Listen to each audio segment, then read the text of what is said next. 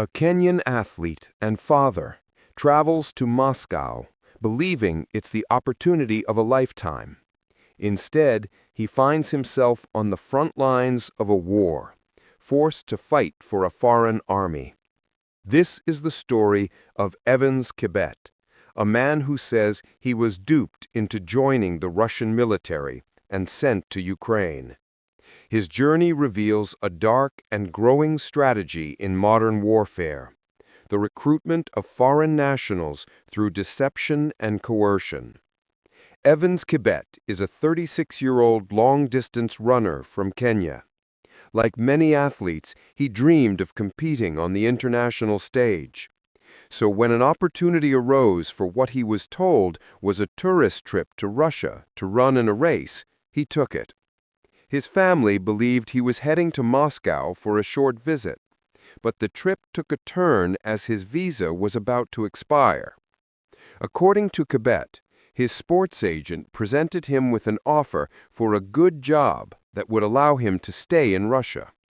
He was given documents to sign, all of them in Russian, a language he doesn't understand.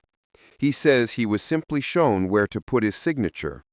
Only later did he discover he had signed a military service contract. Immediately after, his passport and phone were taken away. When he realized he had been enlisted in the Russian army and tried to refuse, the choice was made clear to him: fight or be killed. Kibet's experience highlights a disturbing pattern of alleged human trafficking and exploitation, where the vulnerable, seeking economic opportunities, are tricked into becoming soldiers. His preparation for war was minimal and chaotic. Kibet reports receiving only 1 week of military training. The instruction was limited to the basics of handling an assault rifle. The trainers didn't speak English, resorting to physical force to communicate. This lack of preparation suggests these foreign recruits are not seen as valuable soldiers, but as expendable cannon fodder, sent to the most dangerous parts of the front line to spare more highly trained Russian troops. Deployed to the Kharkiv region in Ukraine, near the town of Vovchansk, Kibet saw his chance. At the first opportunity, he escaped. For 2 days, he wandered through a forest before surrendering to Ukrainian soldiers. He says they treated him humanely. In a video later released by the Ukrainian 57th Motorized Brigade, a tearful Kibet pleads not to be sent back to Russia, fearing he will be killed.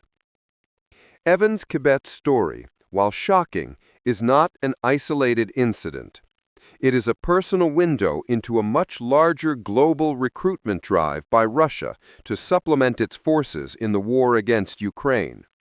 Ukrainian intelligence suggests Russia is actively recruiting in at least 21 countries, targeting individuals from Africa, Asia, and Latin America. The methods used are varied and often predatory. Some, like Kibet, are lured with false promises of civilian jobs. Others face direct coercion. There are reports of Russia threatening not to extend the visas of African students and young workers unless they agree to join the military. Some foreign nationals with work visas have reportedly been detained and given a stark choice: deportation or deployment. For others, the incentive is financial. In countries where economic opportunities are scarce, the offer of a significant signing bonus and a monthly salary of around $2,000 can be a powerful motivator. Russia has also simplified the process for foreign fighters and their families to obtain Russian citizenship, offering another powerful incentive. The presence of African nationals in the Russian army is growing. Besides Kenya, citizens from Togo, Senegal, Sierra Leone, Uganda, Rwanda, and Congo have been identified among Russian forces captured in Ukraine. It's not just men being recruited. Women from African nations have also been drawn in, sometimes under the guise of work-study programs, only to find themselves working in factories that produce weapons and drones for the war. Beyond Africa, Russia has found recruits in other parts of the world. Significant numbers have come from Cuba and Nepal. Ukrainian officials claim thousands of Cubans are fighting for Russia. However, this strategy is not without its problems.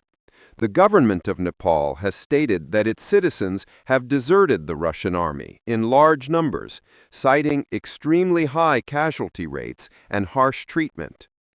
The case of Evans Kibet puts the Kenyan government in a difficult position. Kenya has officially condemned Russia's invasion of Ukraine.